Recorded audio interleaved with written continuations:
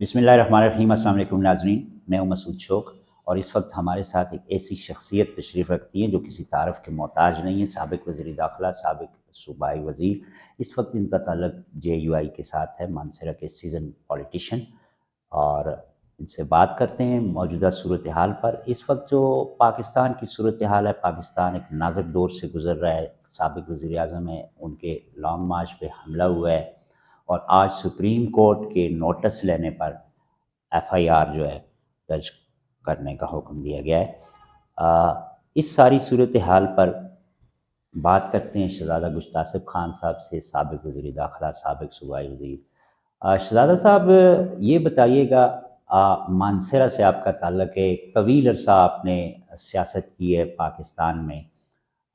اس وقت جو صورتحال ہے، ابھی ہمارے مانسہرہ سے تعلق رکھنے والے ایک سینیٹر ہیں، ریسنٹلی ان کی ایک ویڈیو کے حوالے سے ایک کنٹروورسی سامنے آئی ہے اور انہوں نے روتے ہوئے پریس کانفرنس کے دوران ایک انکشاف کیا ہے، اور اس کے علاوہ ہمارے جو یہاں کے ایم این اے ہیں حاجی صالح محمد خان، وہ اریسٹ ہوئے ہیں۔ تو اس صورتحال پر آپ کیا کہیں گے، کیا آپ کمنٹس کریں گے؟ اعوذ باللہ من الشیطان الرجیم، بسم اللہ الرحمن الرحیم۔ مسعود شوق صاحب، آپ نے اعظم خان صاحب اور صالح محمد صاحب کے بارے میں سوال کیا۔ اعظم خان ہمارے بزرگ ہیں، بڑے بھائی کی طرح ہیں، اور ہم نے کوئی ان میں ایسی کوئی کبھی بات نہیں دیکھی کہ ہم یہ سمجھیں کہ وہ کسی بات کو ایسی کوئی بات ہوئی ہو کہ جس سے ہم سمجھیں کہ کوئی وہ غلط بیانی کر رہے ہیں یا کچھ کر رہے ہیں۔ ضرور ان کے ساتھ کوئی واقعات ہوئے ہوں گے، اور میں سمجھتا ہوں کہ یہ تو اعظم ساتھی ہیں، سینیٹر ہیں، ایک علاقے کی بڑی شخصیت ہیں، اور ہم لوگوں کا مانسہرہ میں ان سے بڑا قریبی تعلق ہے۔ اگر ہم سیاسی طور پہ ایک جگہ پہ نہیں بھی ہیں، لیکن وہ ایک قابل قدر شخصیت ہیں۔ ان کے ساتھ یہ جو کچھ ہوا ہے بڑا قابل افسوس ہے، اور اس بارے میں نے اسٹیٹمنٹ بھی دی ہے۔ اور اسی طرح صالح محمد خان صاحب کے بارے میں بھی میں نے اپنی خیالات کا اظہار کیا تھا جب ان کے ساتھ یہ واقعہ ہوا۔ ہم نے ان کا کوئی قصور نہیں دیکھا تھا، اور انہیں بڑی اذیت سے گزرنا پڑا۔ تو یہ روش جو ہے، میں سمجھتا ہوں یہ ٹھیک نہیں ہے، اور ایسا نہیں ہونا چاہیے۔ اور اعظم خان کے تو ہم سمجھتے ہیں، ہماری اتنی شریک ہے، ہر ایک ماں بہن کی قدر کرنی چاہیے، اور انہوں نے جس طرح سے اس کے بیان دیا، میں تو سمجھتا ہوں اعظم خان سواتھی ایک بہادر آدمی ہے۔ اس کے ساتھ کوئی ایسا واقعہ ہوا ہے تو اس نے آ کے میڈیا پہ جو باتیں کی ہیں، وہ حالانکہ انہوں نے کبھی ایسے اس سے پہلے نہیں کیا، اور یہ انتہائی افسوسناک اور قابل مذمت ہے۔ شہزادہ صاحب، پاکستان تحریک انصاف نے ایک لانگ مارچ کا آغاز کیا ہے، اور جس کو آزادی، حقیقی آزادی لانگ مارچ کا نام دیا گیا ہے۔ وزیر آباد میں بدقسمتی سے ایک ناخوشگوار واقعہ ہوا، ان پہ اٹیک ہو گیا، جس کی وجہ سے کچھ روز کے لیے مؤخر کیا گیا ہے، اور اب انہوں نے اعلان کیا کل سے جو ہے وہ لانگ مارچ جو ہے وہ دوبارہ شروع ہوگا۔ آپ اس کو کس طرح دیکھتے ہیں، حقیقی آزادی لانگ مارچ؟ دیکھیں جی، میں سمجھ نہیں سکا کہ ہم کس سے آزادی چاہتے ہیں۔ سن 1947 میں اللہ کے فضل و کرم سے ہم نے مسلمانوں نے اپنے لیے ایک ملک حاصل کیا۔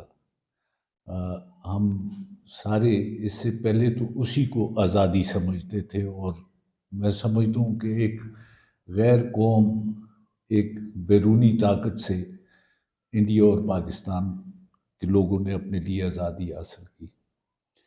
تو اب یہ جو آزادی مارچ کا جو تصور ہے، میں سمجھتا ہوں کہ وہ اندرون ملک جو ایسی قوتیں یہ سمجھتی ہیں کہ انہیں حکومت نہیں کرنے دی جا رہی، یا اپنے مسائل کا حل خود تلاش نہیں کرنے دیا جا رہا، یا پاکستان پہ انڈائریکٹ کنٹرول کسی اور کا ہے، تو میں سمجھتا ہوں کہ یہی جو ہمارے لیڈران آج کل آزادی کا تصور پیش کر رہے ہیں، تو یہی حکومتوں میں رہے ہیں، انہی کی حکومتیں نہیں ہیں، خواہ وہ مسلم لیگ نون رہی ہے یا پیپلز پارٹی رہی ہے، اور اس کے بعد تحریک انصاف کی حکومت رہی ہے۔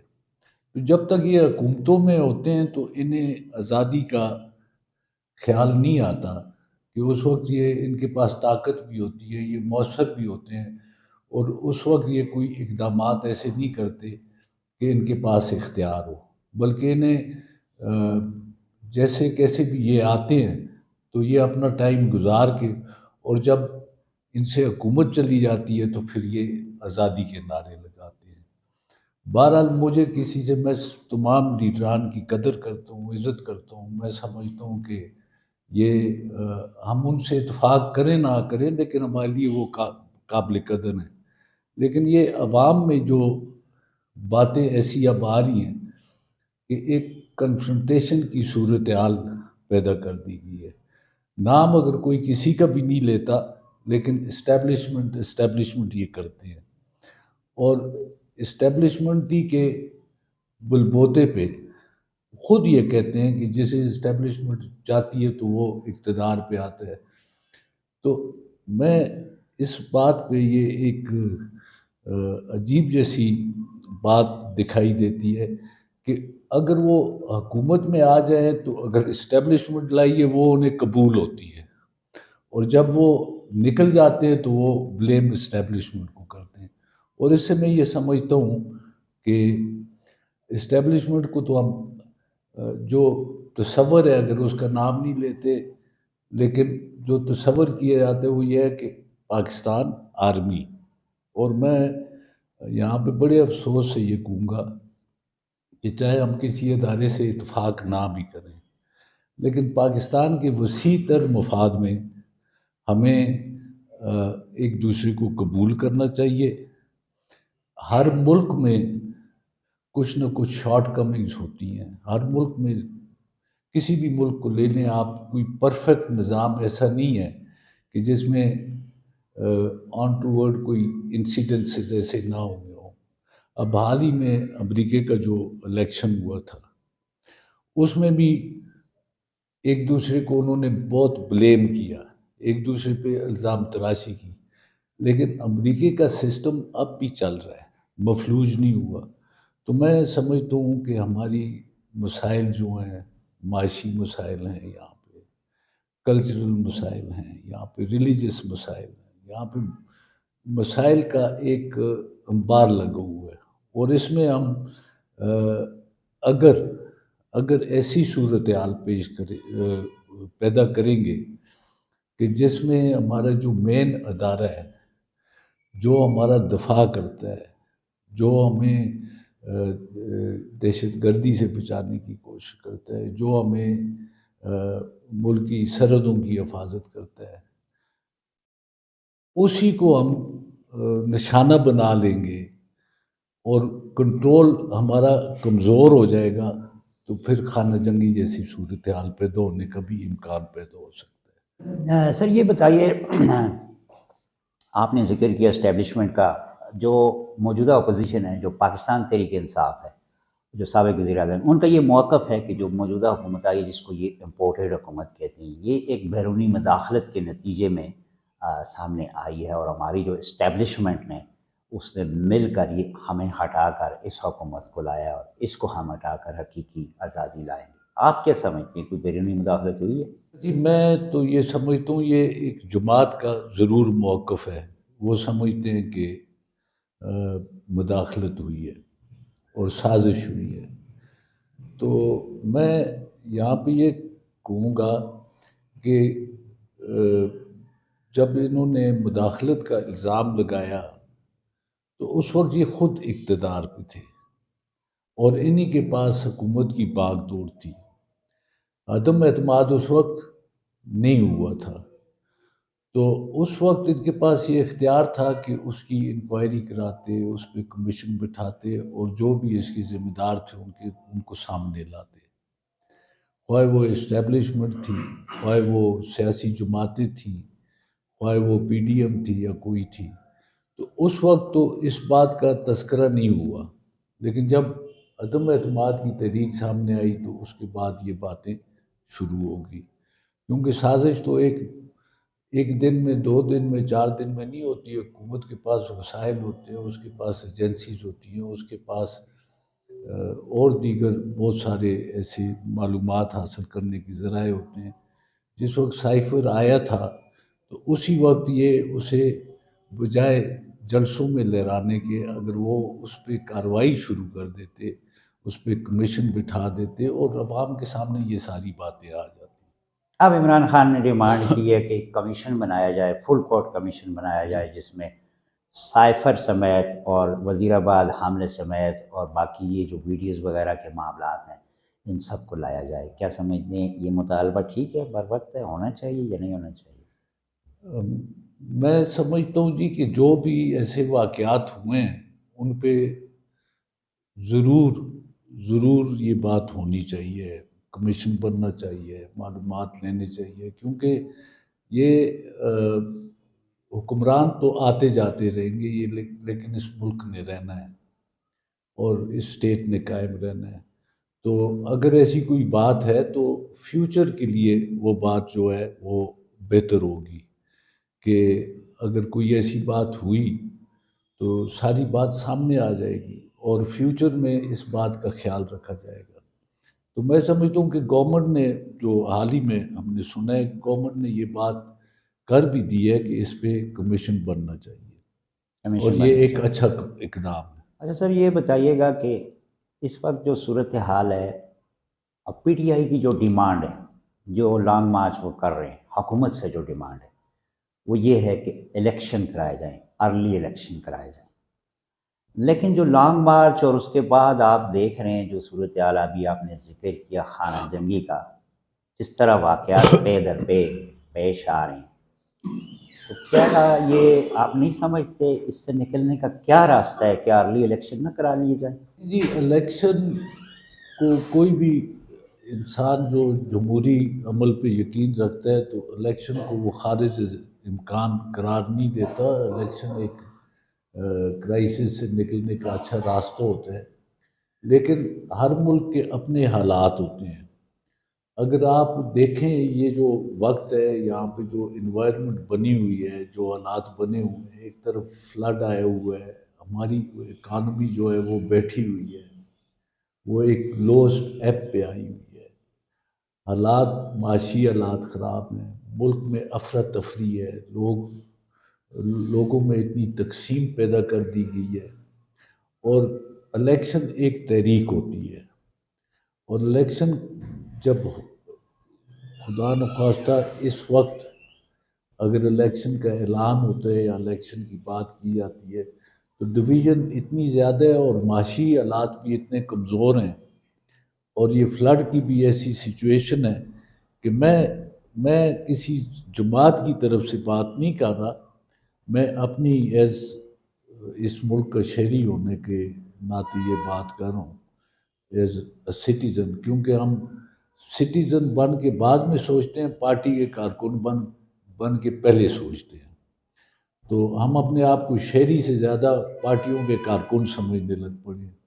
تو میں سمجھتا ہوں کہ یہ وقت موزون اس لیے نہیں ہے کہ خدا نخواستہ اداروں پہ بھی جس قسم کی تنقید ہو رہی ہے اور اداروں کو بھی سائٹ پہ لگانے کی کوشش ہو رہی ہے، تو اگر ایسے وقت میں الیکشن ہوا تو خدا نخواستہ کوئی بڑی تحریک ایسی نہ پیدا ہو جائے جس سے کہ خانہ جنگی شروع ہو جائے یا خانہ جنگی کا احتمال ہو سکتا ہے اس میں۔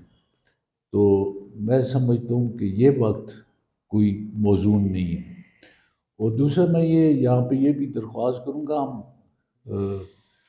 میں کوئی یہ نہیں کہ اسٹیبلشمنٹ کے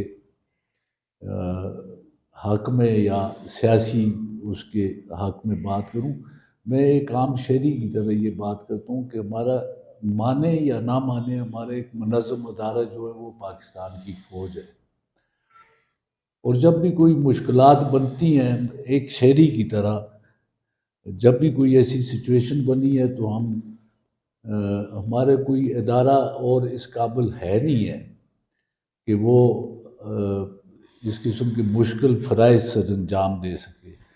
تو ہم چاہتے نہ چاہتے پھر ہم پاکستان کی افواج کی طرف دیکھتے ہیں۔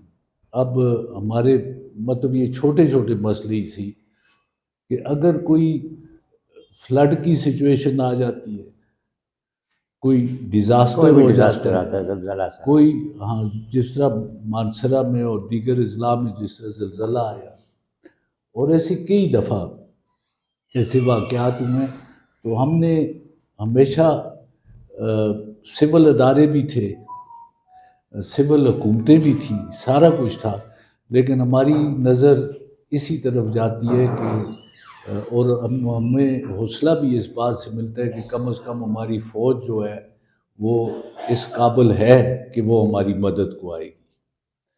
تو میں سمجھتا ہوں کہ اپنے اداروں کو بدنام کرنا، اپنے اداروں کے خلاف صفارہ ہو جانا، یہ ہمارے سامنے گزرا بھی ہے۔ ہم نے دنیا کو اگر آپ دیکھیں، لیبیا کے حالات دیکھ لیں، سیریا کے حالات دیکھ لیں، عراق کے حالات دیکھ لیں، افغانستان میں دیکھ لیں کیا ہو رہا ہے۔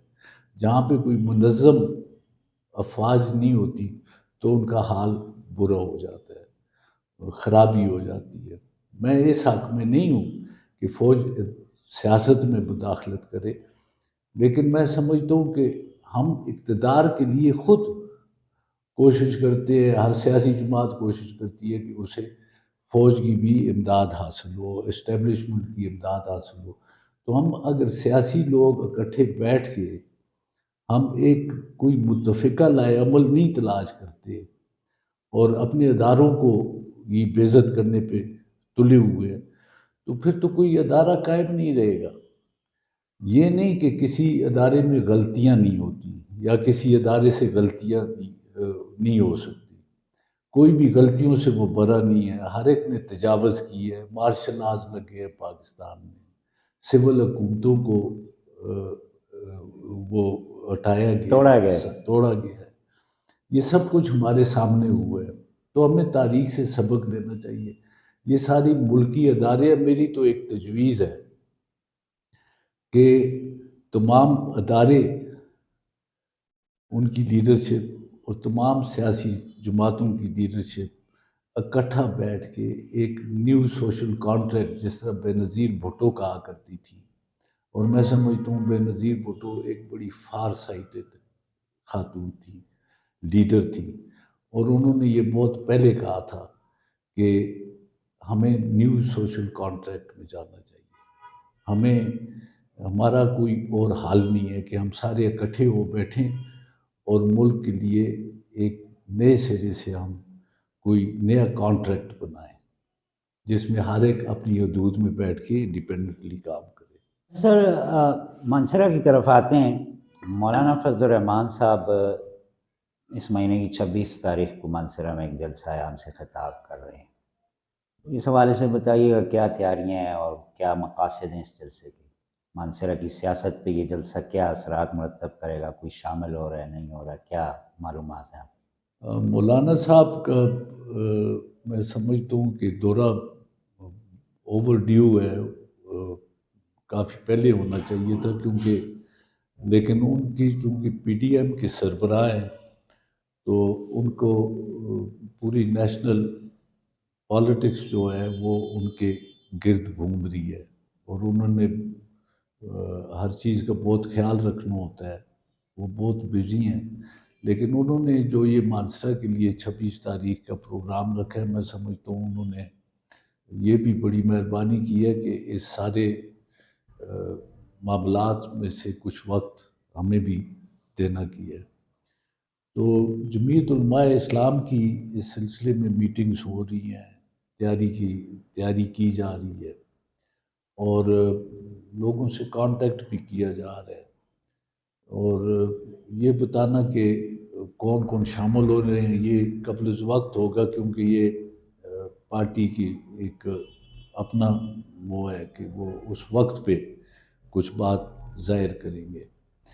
تو مولانا صاحب کے آنے سے انشاءاللہ جمعیت علماء اسلام کو تقویت ملے گی، اور لوگوں کو بھی موجودہ جو حالات ہیں ان سے آگاہی حاصل ہوگی، اور انشاءاللہ تعالیٰ ان کا بھرپور یہاں پہ جلسہ ہوگا، اور انشاءاللہ جمعیت کو اس سے فائدہ ہوگا۔ سر میں آپ گورنمنٹ کا حصہ بھی رہے ہیں، مختلف ادوار میں رہے ہیں۔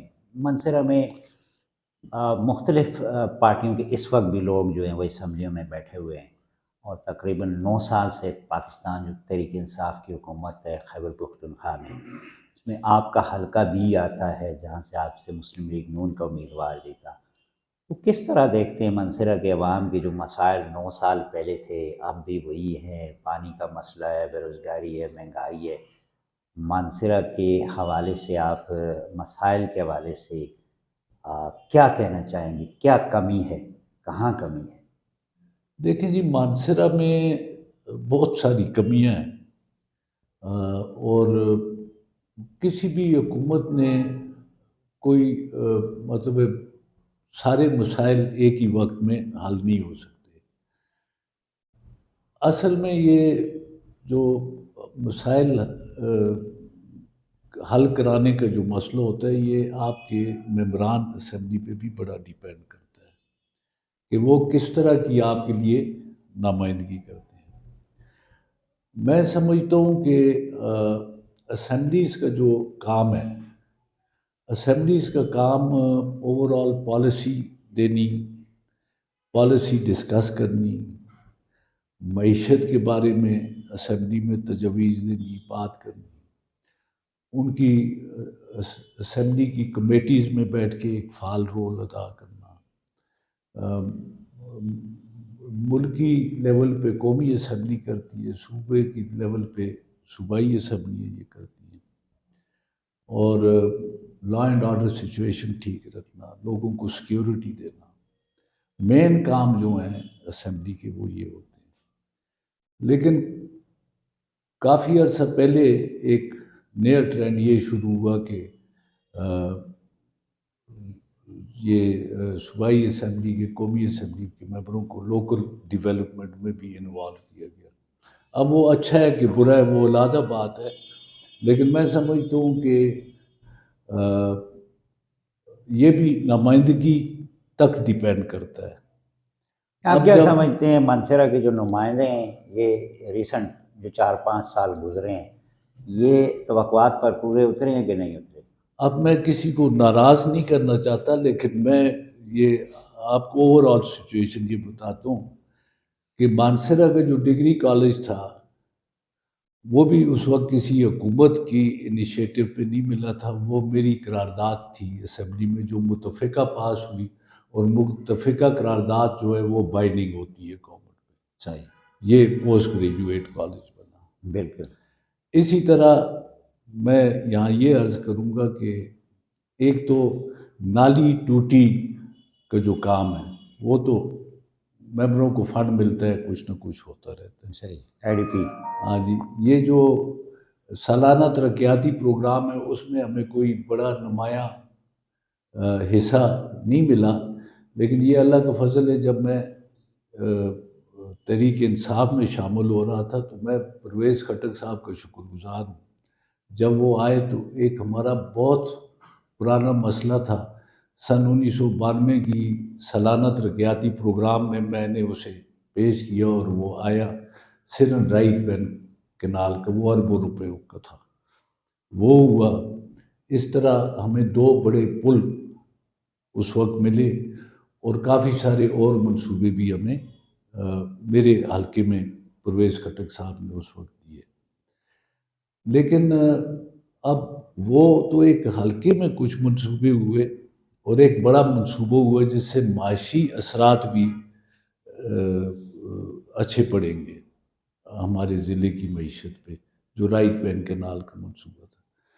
اب مانسرہ کا شہر کا جو مسئلہ پانی کا ہے یا اس کا، یہ مدتوں سے ہر ایک اس کا تذکرہ کرتا ہے، لیکن اس پہ کوئی خاطر خواہ پیش رفت نہیں ہو سکی۔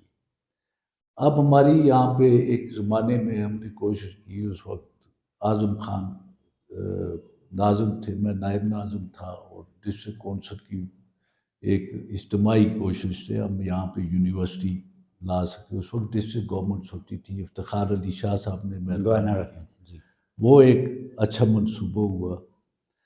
اور اس کے بعد میں دیکھتا ہوں کہ کوئی ایسے خاطر خواہ چیز نہیں آئی، اور یہ بھی پاکستان بننے کے بعد اگر آپ اسے شمار کریں تو میرے خیال میں یہ بھی کوئی اتنے قابل ذکر منصوبے نہیں ہیں جتنے ہونے چاہیے تھے۔ ہم انڈسٹری سائٹس پہ اب ہمارا جو نظام ہے اس پہ جس پہ ممبروں کو فوکس کرنا چاہیے، آپ دیکھیں ہماری یہاں پہ بہت کم زرعی زمینیں ہیں، اور ہمارے لوگ غریب ہیں، باہر مزدوری کرتے ہیں، یہاں پہ 10 مرلے کنال زمین خریدتے ہیں، اپنا مکان شکان بناتے ہیں، ان پہ ٹیکس کا حساب دے دیں۔ اس پہ کبھی اسمبلی میں بحث نہیں ہوئی، کبھی اسمبلی میں انہوں نے اس مسئلے کو نہیں اٹھایا۔ کئی ایسے مسائل ہیں جو روزمرہ کی لوگوں کی زندگی پہ اثرات مرتب کرتے ہیں، ان کے بارے میں کوئی ذکر نہیں ہوتا۔ بس وہی ہے کہ نالی ٹوٹی اور یہ ہوتا رہا ہے، یہ ضیاء الحق صاحب کے زمانے سے شروع ہوا ہے، تو ابھی تک ہم اس پہ خوش ہیں۔ اپنا کام ممبروں کا جو اصل کام ہے وہ ان سے رہ گیا، اور بلدیاتی اداروں کا کام انہوں نے پکڑ لیا۔ شہزاد صاحب، ایک آخری سوال میں کرتا ہوں۔ ایک سال پہلے ملک میں پی ٹی آئی کی حکومت تھی، لوگ رو رہے تھے مہنگائی ہو گئی۔ اب پی ڈی ایم کی حکومت آ گئی، 11 جماعتوں کی حکومت آ گئی، لوگ اور رو رہے ہیں کہ مہنگائی اور بڑھ گئی۔ اب ایک پارٹی کہہ رہی ہے کہ الیکشن کرائیں، الیکشن ہو جاتے ہیں، کوئی اور پارٹی آ جائے گی، تو عوام کو کیا ملا؟ یہ مہنگائی کس طرح ختم ہوگی؟ کوئی طریقہ، کوئی حل بتائیں عوام کے لیے، کس جماعت کے پاس کیا ہے؟ دیکھیں جی، پاکستان تو پورے مسلمانوں کے لیے بنایا گیا تھا۔ اس خطے کے مسلمان اور پاکستان کی حدود میں جتنے بھی قومیتیں، مذاہب کے لوگ رہتے ہیں، پاکستان ان کا ایک آزاد ملک تھا، قائم کیا۔ اب جس طرح سے میں سمجھتا ہوں کہ لوگوں نے جن لوگوں کے انتخاب کیے، انہوں نے ہمیشہ الیٹ لوگوں کو چنا، ایلیٹ کلاس۔ طاقتور لوگوں کو چنا۔ صحیح۔ لوگوں نے خود ٹھیک فیصلے نہیں کیے۔ انہوں نے کوئی ایسے آدمی کو، آپ دیکھیں، آپ ساری اسمبلی پہ نظر دورائیں، اور اس سے پہلے کی بھی اور اس سے پہلے کی بھی، آپ نے کوئی عام آدمی اسمبلی میں نہیں دیکھا ہوگا۔ جو بھی آپ نے دیکھا ہوگا وہ الیٹ کا نمائندہ، اور اگر وہ الیٹ نہیں تھا تو اگر اسے بھی لوگوں نے بھیجا ہے تو اس میں وہ اہلیت نہیں تھی، صحیح۔ اور وہ جب اسمبلی میں گیا تو وہ بھی الیٹ کلاس میں شامل ہو گیا، کیونکہ صحیح۔ وہاں پہ اس بات کے موقع کافی ملتے ہیں کہ کوئی عام سے الیٹ بن جائے۔ صحیح۔ اور وہ اپنی کوئی ایسا، آپ دیکھیں امریکہ کا الیکشن ہوتا ہے تو امریکہ کا صدر یا کوئی پروفیسر ہوتا ہے، اسے چنتے ہیں۔ اسمبلی میں ایسے آدمی کو بھیجتے ہیں جو لیجسلیشن پہ سمجھتا ہو، لوگوں کے مسائل پہ سمجھتا ہو، اور کوئی راستے نکال سکتا ہو۔ تو ہم نے وہی لوگ آگے بھیجے، عوام نے وہی لوگ آگے بھیجے جو اپنے لیے راستے تو نکال سکتے تھے، عوام کے لیے انہیں راستے نظر نہیں آ رہے تھے۔ تو اس لیے اس حالت کو ہم پہنچ گئے۔ اور میں یہ سمجھتا ہوں کہ سیاسی جماعتیں بھی ایسے ہی لوگ چنتی ہیں، انہیں ٹکٹ دیتی ہے، ان کی کامیابی کے لیے کوشش کرتی ہیں، یا تو وہ ان کے لیے ہاتھ کھڑا کر سکیں، یا تو وہ پارٹی کو زیادہ فنڈ دے سکیں اور پیسے خرچ کر سکیں، جو عام آدمی کے پاس نہیں ہے۔ اگر ایک عام آدمی بہت ویژن بھی رکھتا ہے، بہت عقل مند بھی ہے، نمائندگی کے قابل بھی ہے، لیکن پاکستان کا الیکشن اتنا مہنگا ہو گیا کہ وہ سامنے نہیں آ سکتا، اور ہم میں یہ اہلیت نہیں ہے کہ ہم اسے چن کے اسے آگے لا کے اپنے مسائل کے حل کے لیے اسے آگے بھیج سکیں جو پاکستان کے لیے بھی بہتر ہو اور اپنے علاقے کے لیے بھی بہتر ہو۔ تو یہ چیزیں جہاں پہ حکومتوں کی سوچنے کی بات ہے، تو یہ چیزیں جو اپنا نمائندہ بھیجتے ہیں آگے، زیادہ تو ان کے سوچنے کی بات ہے کہ وہ کیسا آدمی آگے بھیجتے ہیں۔ جناب مشتاق خان صاحب، سابق وزیر داخلہ، سابق صوبائی وزیر، آپ سے بات کر کے بڑی خوشی ہوئی۔ انشاءاللہ یہ نشستوں کا سلسلہ جاری رہے گا۔ ناظرین، مشتاق خان نے بہت ساری اچھی باتیں کی ہیں، اس میں ایک بڑی پوائنٹ کی اور پتہ کی جو انہوں نے بات کی ہے کہ پاکستان میں آج تک جو لوگ منتخب ہوئے ہیں ان میں اکثریت جو ہے وہ ایلیٹ کلاس سے ہوتی ہے، اور اگر کسی عام کلاس کا کوئی آدمی چلا بھی جاتا ہے یا تو وہ اہل ہی نہیں ہوتا یا وہ ایلیٹ کلاس میں خود کو کنورٹ کر دیتا ہے، اپنی کلاس کو چھوڑ دیتا ہے۔ تو پاکستان میں جتنے بھی آپ الیکشن کرا لیں، جب تک اہل لوگوں کا انتخاب نہیں ہوگا، جب تک الیکٹیبل اور ایلیٹ کلاس سے جان نہیں چھڑائیں گے لوگ، اس وقت تک کوئی تبدیلی نہیں آ سکتی۔ ہمیں اجازت دیجیے، اللہ حافظ۔